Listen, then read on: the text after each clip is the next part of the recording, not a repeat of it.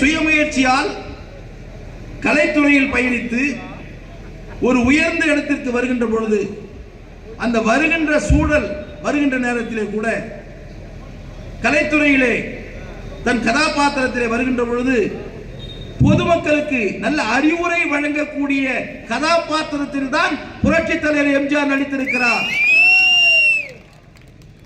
குடித்துவிட்டு கும்மாளம் போட்டு பாத்திரத்தில் அவர் நடித்தது வரலாறு கிடையாது. குடித்தவனை கண்டித்து அவனை திருத்துகின்ற கதாபாத்திரத்தில் தான் புரட்சி தலைவர் எம்ஜிஆர் நடித்திருக்கிறார்.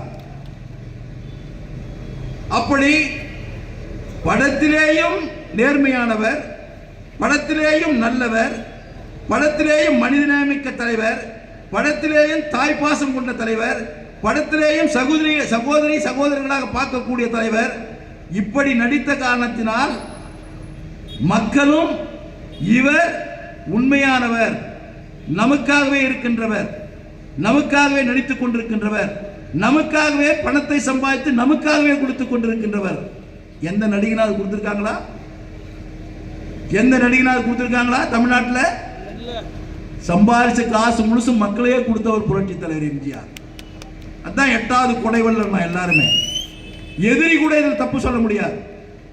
இப்போது புதிய அறிமுகம் ஆச்சி ஹோட்டல் சாம்பார் 50 கிராம் ரூபாய் 20 மட்டுமே.